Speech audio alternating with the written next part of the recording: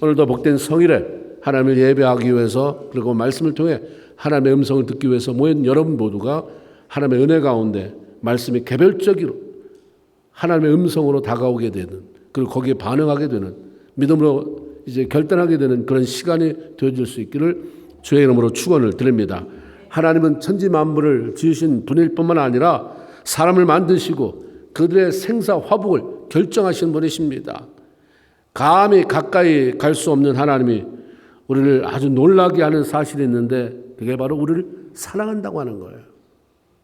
우리가 하나님을 알기 전부터 하나님 우리를 사랑한다 말씀하십니다. 이사야 43장 4절에 보면 내가 내 눈에 보배롭고 존귀하고 내가 너를 사랑한다 이렇게 표현을 하세요.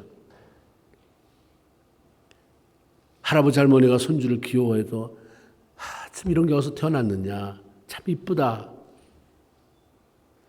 그런 말을 듣고 자라는 아이가 얼마나 내면이 건강하게 자라겠습니까?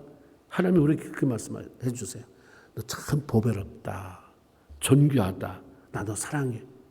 이걸 믿음으로 받고 살아가는 사람하고 뭐 이런 게 다 있어 하는 사람하고 신앙생활에 질이 틀리잖아요.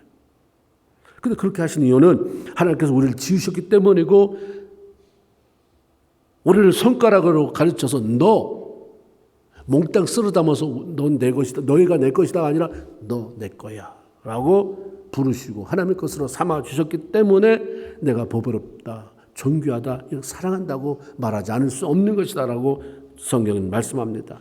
하나님은 자신의 택한 백성들에 대해 절대적인 책임을 지시는 분입니다. 물이 넘치는 강을 지날 때에도, 그런 위험이 찾아올 때에도 하나님은 함께 하셔서 그 물이 결코 성난 파도처럼 다가오지만 침몰시키지 못하게 내가 너희를 지켜준다 말씀합니다. 불꽃이 이글거리며 타오르는 것 같은 어렵고 힘든 상황을 지날 때에도 함께 하셔서 결코 그 불이 너를 타지 못하게 할 것이다. 그 불이 너를 사르지 못하도록 지켜줄 것이다. 그러니 네가 일은 두려워하지 말아라. 하나님이 우리에게 하시는 말씀, 그 명령, 부탁은 하나예요. 두려워하지 말아라. 나만 믿어요. 나만 믿어.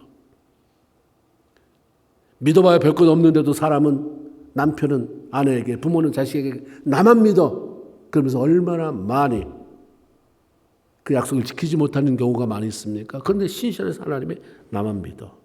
그리고 두려워하지 말아라 말씀하십니다.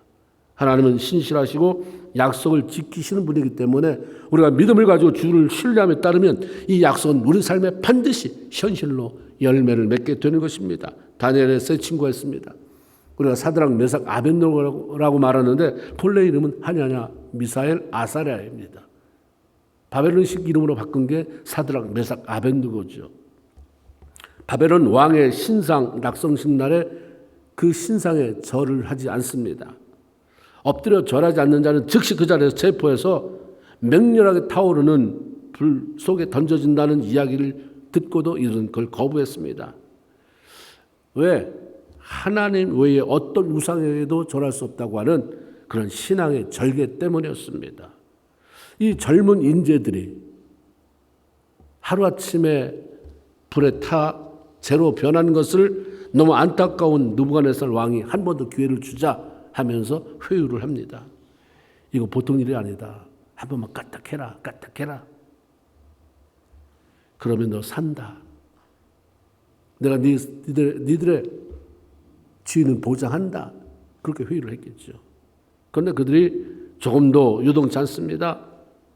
살아계신 하나님이 맹렬히 타는 그 불 가운데서 나를 지켜줄 것이다. 우리를 지켜줄 것이다. 그러나 만일 그리 아니하실지라도 우리는 우상에게 전할 수 없다. 그게 하나님 한 분이다. 하나님만 섬기겠다. 그리고 평소보다 7배나 뜨겁게 한 그 풀무 속에 던져졌습니다. 그러나 하나님이 방금 전에 말씀한 것처럼 불 가운데 지날지라도 하신 말씀처럼 그들이 불 가운데 보호하셨어요. 머리띠로 하나도 타지 않았습니다. 하나님이 지켜주셨어요. 하나님의 약속의 말씀은 믿음으로 사는 사람들에게 그때나 지금이나 동일하십니다. 그대로 이루어진 보물입니다. 이 보물이 우리는 하나 가득 가지고 있어요. 이 보물이 이렇게 하나 가득 있는데 그걸 제껴놓고 딴 데서 뭘 찾으려고 하니까 우리 삶에 힘들어요. 예수님 믿어도 힘들어요. 우리 삶에 뭐가 새로운 변화가 보이지가 않습니다. 이런 놀라운 하나님의 약속을 받으면서도 이스라엘 백성들은 불순종했어요. 인간이 그런 것 같아요. 그렇게 약속을 하는데도 지켜준다, 책임진다, 그건 못 믿어요. 불순종합니다. 그분을 향해서 등을 돌렸습니다. 하나님께서 그렇게 많은 종들을 보내서 돌이켜라, 돌이켜라. 이거 망하는 길이다. 돌이켜라. 안 듣는 거예요. 이미 자기가 꽂힌 게 있으니까 안 돌아서는 거예요. 얼마나 인간이 고집이 있습니까? 나이가 들면 더 그래요. 내가 어떤 위치에 있으면 못 돌아서는 거예요. 내가 하는 게 최고인 줄 알아요. 어느 순간까지, 망하는 순간까지 그렇게 살아갑니다. 습관적으로 그러면서 하나님하고 등을 돌리면서도 할 건 다 하는 거예요. 습관적으로 절기 지켜요. 제물도 드립니다. 안식일도 가서 하나님 예배하지만 하나님 마음이 떠났습니다. 여전히 자기 원하는 대로 제 가운데 머물러 있었어요. 그러니까 하나님이 그들을 향해서 성회와 아울러 악을 행하는 것을 내가 견디지 못하겠더라. 여전히 성전에 올라와서 예물을 드리는데 삶은 악이에요. 성회와 더불어 악을 행하는 것을 내가 견딜 수가 없다. 요한계시록은 내가 토해낼 수밖에 없다라는 그런 말씀과 같겠죠. 바벨론의 공격을 받아서 결국은 그들의 산산조각이 나는 그런 비운을 맞이하게 됐습니다. 그런 오랫동안 하나님의 심판에도 끄떡 안 하더니 결국은 그날이 다가온 것입니다. 바벨론에 찾아왔어요. 예루살렘 성이 허물어졌습니다. 하나님의 선민이라고 자부심을 갖던 그들이 포로로 끌려갔습니다. 그렇게 살지 않아도 되는데 얼마든지 존귀하고 영광스럽게 살 수 있는 그들이 하나님 말씀을 외면하면서 스스로 고통 속에 들어가요. 스스로 수치스러운 삶의 나락으로 떨어져 버립니다. 하나님은 본심이 우리 잘되게 만드는 거라고 말씀하잖아요. 하나님은 재앙이 아니라 평안이요. 장래의 희망을 주는 것이다. 하나님이 그렇게 말씀하세요. 내가 말한 대로 말씀한 대로만 따라오면 내가 그 보장한다. 근데 그렇게 안 사는 거예요. 수치스럽게 됐습니다. 불순종의 결과는 다 똑같아요. 이렇게 돼버리더라고요. 끌려간 백성들은 처음엔 왜 하나님의 백성인 우리가 이방 나라에 이 꼴로 끌려와 있어야 하는가 놀랍기도 하고 분노하기도 하고 그렇지만 하나님이 살아계시니까 언젠가는 돌려보낼 것이다라고 하는 막연한 기대를 갖습니다. 자기가 한 짓은 생각 안 하고 그거 도대체 뭐가 잘못됐는가를 생각해 보지 않고 막연히 우린 선민이니까 나 교회 다니니까 하나님 언젠간 돌려보내시겠지. 그런 세월이 10년이 흘러갑니다. 20년이 흘러갑니다. 30년이 흘러가면서 계속 흘러가요. 다시 본국으로 돌아가려는 소망이 사라집니다. 절망이에요. 그냥 절망. 그냥 죽지 못해 사는 인생을 살아가고 있습니다. 하나님은 이런 그들의 상태를 에스겔에게 뭐라고 보여줬냐면 한 골짜기로 데리고 와서 저거 뭐냐? 뼈. 어떻느냐? 마른 뼈입니다. 수북히 쌓인 마른 뼈. 하나님의 선민의 꼬락서니가 그렇게 된 거예요. 마른 뼈처럼. 예수를 믿는다고 하나님을 섬긴다고 그 절기 다 지키는데 상태는 저렇게 수치스러운 자리에 가서 마른 뼈처럼 돼버렸다. 그러나 그런 상황 속에서도 하나님은 자기 백성들을 포기하지 않으셨습니다. 하나님은 자기 백성 처음에 삼았을 때 너무 좋았어요. 한 번 주고 지나다 보니까 네가 이런 놈인지 몰랐다 버리는 분이 아니라 자기 크신 이름, 명예를 걸고 버리지 않는 분. 포기하지 않으셨습니다. 그러니까 긴 포로 생활로 절망 가운데 있는 이스라엘 백성들을 향해서 19절에 보라 내가 새 일을 행하리니 이제 곧 나타낼 것이다라고 하는 희망의 메시지를 보내주셨습니다. 하나님께서 우리를 끊임없이 사랑하신다는 것도 놀랍지만 그 사랑하는 자녀가 그렇게 말을 듣지 않는데도 그렇게 뺀질뺀질 거리는데도 지 맘대로 사는데도 불구하고 포기하지 않는다는 그 사실이 더욱 놀라게 만들어요. 하나님을 떠나 마음대로 죄를 지으며 살아갈 땐 회초리를 들지만 그래도 여전히 사랑하시고 회초리를 들어서 따끔하게 야단을 치면서도 그 다음에는 또 거기에 싸매주시고 약 발라주시는 분. 이 사랑의 하나님을 우리가 어떻게 다 헤아릴 수 있겠습니까? 이것만 조금이라도 헤아려도 우리 삶이 달라지고 조금만 헤아려줘도 하나님은 너무 기뻐하시는 거예요. 하나님이 제일 고통스럽고 외로운 게 뭐냐면 원웨이 러브예요. 하나님 먼저 다가오셔서 사랑한다는데 정말 이거 감지덕지 하나님 어떻게 이런 일이 그러면서 정말 감동 속에 살아야 될 우리가 너무 거드름을 피우잖아요. 내가 마치 이렇게 안 하면 하나님 가서 예배 안 들어주면 하나님이 큰일 나는 것처럼, 내가 11조 한번 안 하면 하나님이 큰일 날 것처럼, 나 11조도 하는데 하나님 교회 나오는데 거드름을 피우면서 사는데도 불구하고 하나님은 그냥 여전히 사랑해요. 히브리서 12장 8절 징계는 다 받는 것이거늘 너에게 없으면 사생자여 참 아들이 아니다, 이렇게 말씀합니다. 하나님 우리를 사랑하시고 우리를 참 아들로 자녀로 대우하시기 때문에 힘들어도 하나님 자신도 힘들지만 훈련하시고 제 가운데서 하나님을 반영하며 살 때는 사랑의 매를 드시기도 하며 또 다시 돌아서기도 하시는 것입니다. 하나님이 이스라엘 백성들을 향해서 내가 너희를 위해 새 일을 행하겠다 하신 그 일은 바로 포로에서 돌아오게 하는 일이었습니다. 14절에 보니까 너희를 위하여 내가 바벨론에 사람을 보내어 모든 갈대아 사람들에게, 갈대아 사람이나 바벨론은 똑같은 거예요. 바벨론 사람들에게 자기들이 연락하던 배를 타고 도망하며 내려가게 하리라, 이런 말씀하세요. 내가 사람을 보낼 거다 바벨론에. 그리고 이스라엘 백성을 구출하게 할 것이다. 이런 새 일을 행하는 걸 봐라. 하나님이 이렇게 말씀하셨지만 바벨론은 천하무적이에요. 강대한 나라이기 때문에 그 나라를 무너뜨릴 어떤 사람이 나타난다는 것, 이거는 웃기는 일이에요. 믿기 어려운 힘든 일입니다. 누가 감히 저 나라를 맞서서 싸울 수 있겠는가? 저걸 무너뜨리고 우리를 해방시킬 수 있겠는가? 와닿지가 않는 말입니다. 그러나 하나님은 하나님이 하신 일을 진행하신 분이잖아요. 일을 시작하신 하나님, 그를 성취하신 하나님, 성취할 때까지는 포기하지 않는 분입니다. 하나님이 그럴 만한 한 사람을 준비시켰잖아요. 때가 나니까 그 사람이 나타났어요. 그때는 몰랐죠. 우리 성경에 다 읽어보니까 이렇게 하셨구나, 이렇게 하셨구나. 그 사람이 바로 고레스라고 하는 사람입니다. 벨드사살의 아버지 느부갓네살이 왕위를 아들한테 이어주잖아요. 그 바벨론의 왕이 느부갓네살이 됐어요. 그래서 좀 방탕했던 것 같아요. 이 사람이 어느 날 술파티 열다가 고레스의 습격을 받잖아요. 바벨론은 하룻밤 사이에 그냥 망해요. 메데바사 왕국이 돼버렸습니다.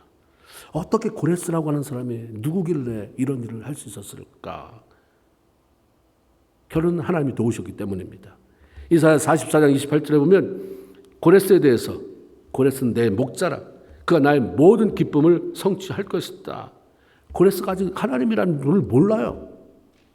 그런데 하나님은 먼저 그걸 아셨습니다. 장차 이때 때가 되면, 그게 70년이잖아요. 하나님이 계획한 게 70년 포로가 마치면 돌아오게 할 것이다.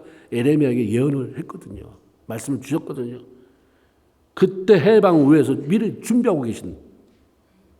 그리고 하나님이 이사야를 통해서 나중에 고레스가 이제 일할 때 가까웠을 때 메시지를 전하잖아요. 그 사람을 만나요.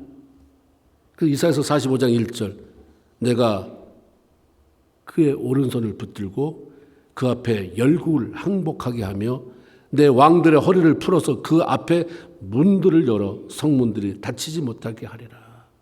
고레스가 이제 바벨론을 향해서 출격하면 내가 앞에 가서 성문을 열어놓겠다. 이게 하나님의 말씀이에요.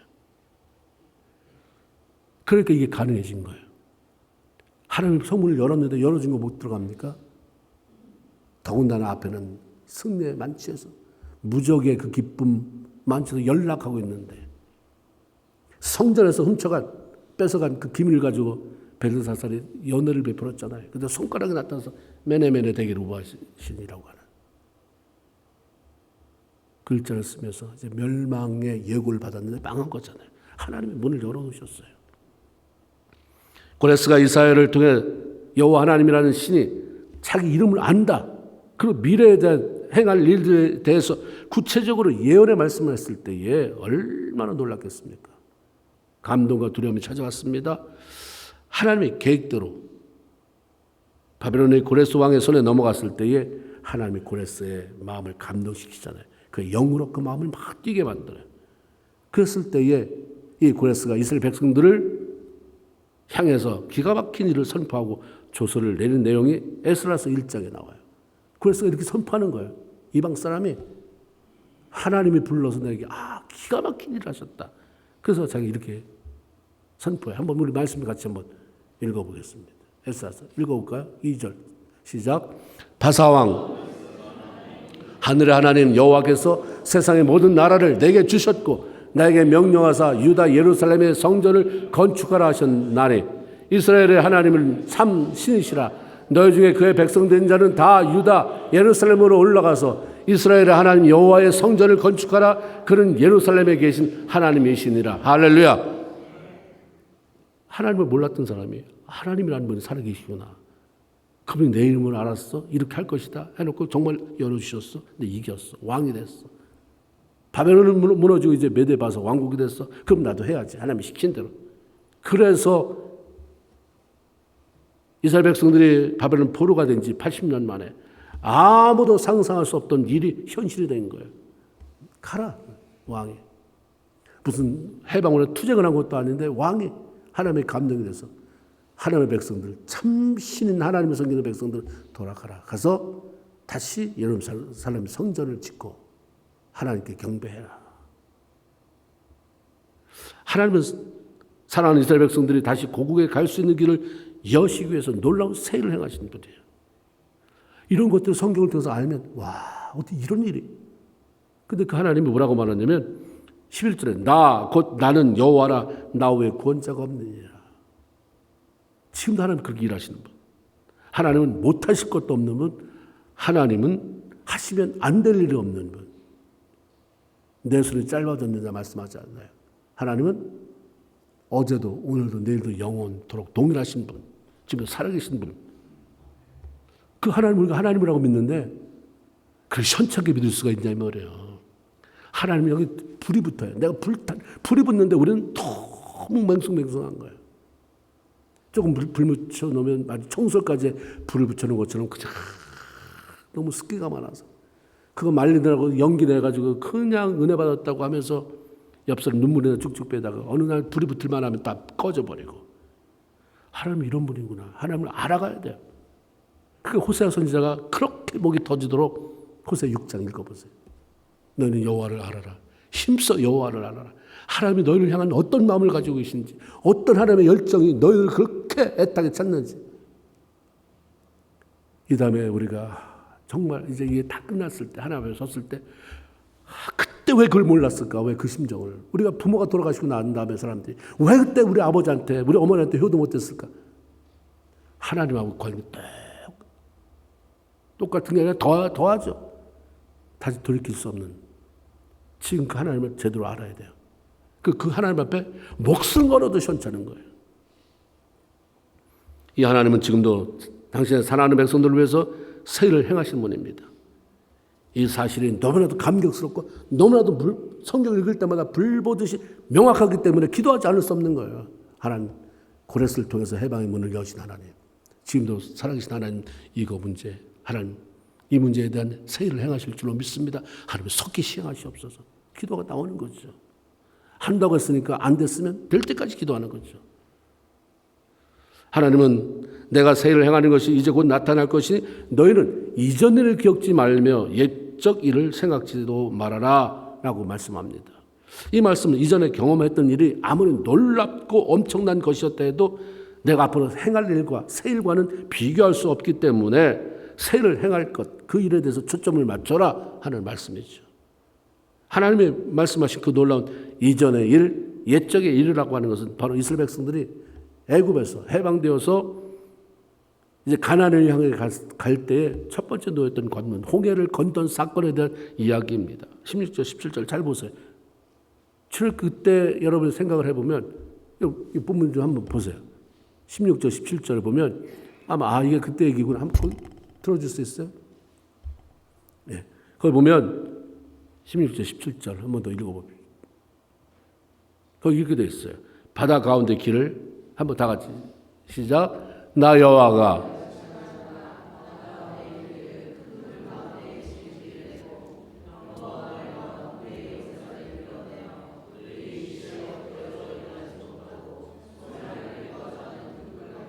이게 무슨 얘기입니까? 홍해를 건널 때 홍해가 갈라져가지고, 그죠? 하나님의 동풍을 불어서 홍해가 갈라져서 백성들은 건너가고 나머지 쫓아오던 애국군대들은 다 수장했던 그때의 얘기거든요. 하나님께서 이스라엘 백성들을 바벨론에서 돌아오게 하시려고 고레스를 통해서 바벨론을 정복하게 하시고 이스라엘 백성들을 향해서 고국으로 돌아가라 그렇게 선포한 것도 세일입니다. 그리고 큰일입니다. 이것은 사실 홍해를 건너 일을 이자 될 만큼 그 큰일은 아니잖아요. 고레스가 큰일을 행했는데 근데 홍해와 비교하면 그건 큰일이 아니에요.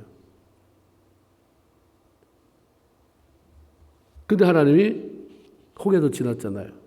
고레스가 한 일, 세 일도 이제 현실화됐어요. 근데 하나님이 내가 세 일을 행한다 했을 때 계속 행하실 그 세 일은 뭔가? 19절 20절에 반드시 광야의 길을 하나님이 하시는 이제 세 일입니다. 광야의 길을 사막의 강을 내어 하나님의 백성, 하나님의 택한 자에게 마시게 할 것이다 라고 말씀하시죠. 이것은 바로 예수 그리스도를 보낼 것에 대한 예언적인 말씀으로 해석할 수 있습니다. 광야에, 거기 나오는 게 광야의 사막에, 광야의 길을 내고 사막에 샘물이 터지게 해서 물이 흐르게 해서 내 백성에게 마시게 한다. 광야에는 길이 없습니다. 사막은 물이 없어서 풀 한 폭이 나지 않아 사람이 살 수 있는 곳이 안 됩니다. 광야 같은 이 세상에는 어디로 가야 생명을 얻을 수 있는지, 어디로 가야 정말 사람답게 살 수 있는지 길을 안내해 줄 수 있는, 어떻게 해야 영원한 생명을 얻을 수 있는지 그런 길에 대한 안내자가 없어요. 광야 같은 이 세상은 영혼의 목마름을 해결시켜 줄 수 있는 것이 없기 때문에 진정한 기쁨이 없어요. 진정한 평안함을 누리지 못하고 늘 사람들이 갈증과 갈등 속에 살아가게 됩니다. 그래서 하나님은 당신의 사랑하는 백성들을 살리기 위해서 길 대신 예수, 생수의 근원 대신 예수 그리스도를 이 땅에 보내시는 세일을 행하겠다고 선포하신 것입니다. 마침내 때가 돼서 예수님 오셨잖아요.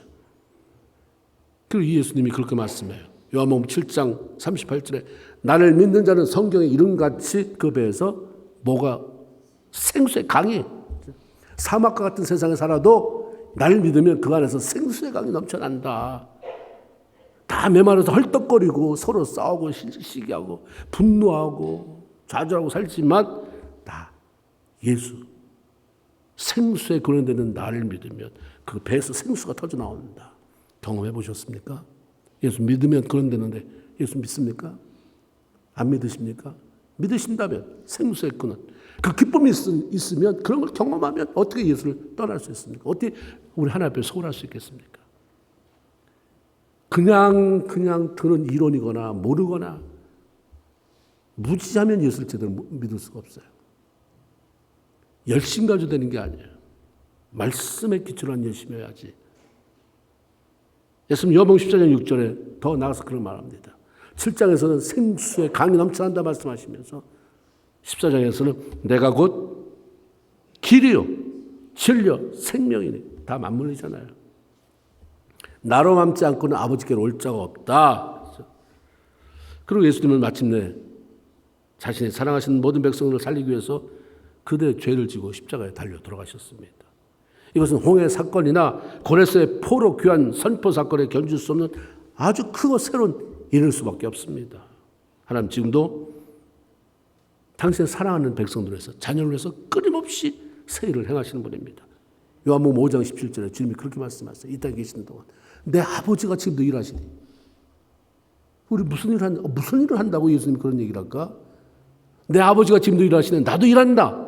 그런데 이런 얘기 보면 하나님이 당신의 사랑하는 백성들의 구속, 어려운 데서 건져내는 일, 생명을 살리는 일, 이런 일을 위해서 당신의 사랑하는 백성들을 이 땅에서 복되게 살게 하기 위해서 끊임없이 어떤 일을 하시는 분이구나. 나는 모르는데 하나님 앞서가서 일하신다잖아요. 네가 가면 저기 문제가 있다. 미리 건너가게 하시고 문제가 있으니까 미리 나한테 막 감동을 주세요. 기도하게 만드는 거죠. 왜 기도해야 되나? 갑자기 기도하고 싶은 마음이 있나? 그걸 무시해버리지 않으면 앞서 행하는 하나님이 나에게 미리 준비하라고 하시는구나. 왜 이렇게 마음이 불안한가? 왜 이렇게 짜증스러운가? 하나님이 이런 분들 때문에 앞으로 어려울 수 있는 걸 아시는 분이 어떤 일을 행하시는데 나에게는 그렇게 협조하라고 하시는구나. 기도해라.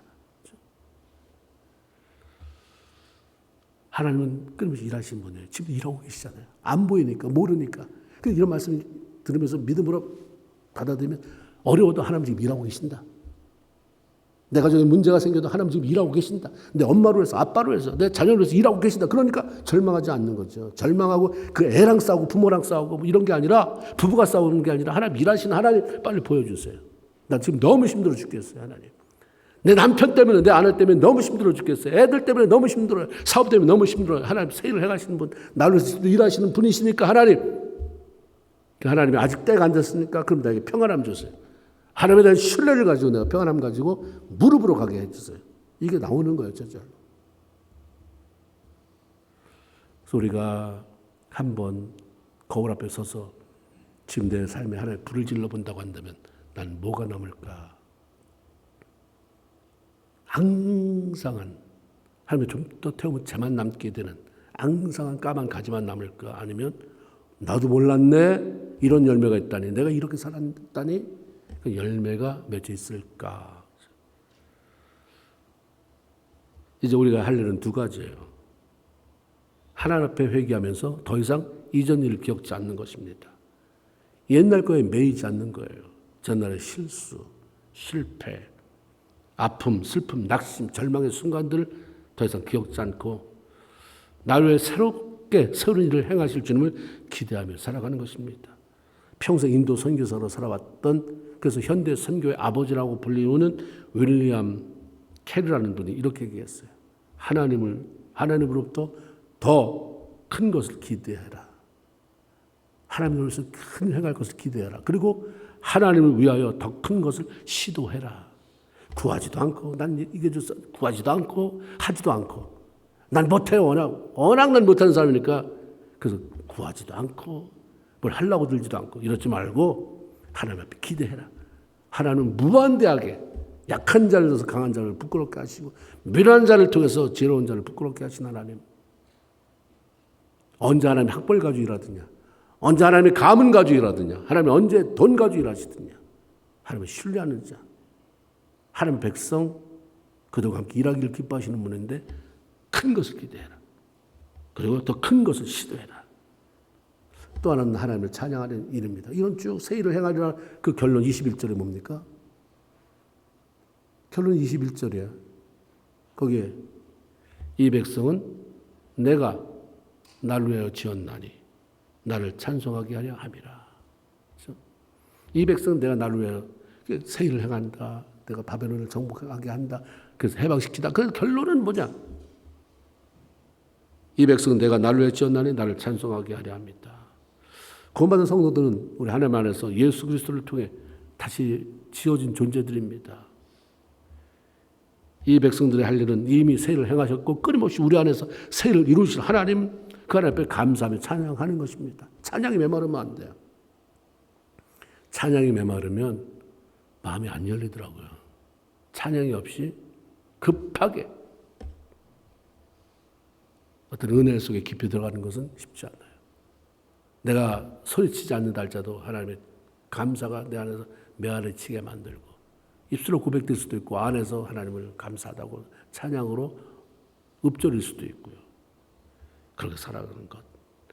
이제 하나님이 여러분과 함께 하실 뿐만 아니라 새 일을 행한다 말씀하시는 것을 우리가 들었으니 이제 우리가 두려움 벗어버리고 무기력함 가운데서 일어나서 당당히 하나님 앞에 승리의 고백을 드릴 수 있는, 하나님이 정말 새 일을 행하신다든지 이렇게 하셨어요. 하나님이 이렇게 치유하셨습니다. 이렇게 우리의 삶을 고치셨습니다. 우리 가정을 이렇게 고치셨어요. 하나님 내 사업을 하나님 이렇게 일으키셨습니다.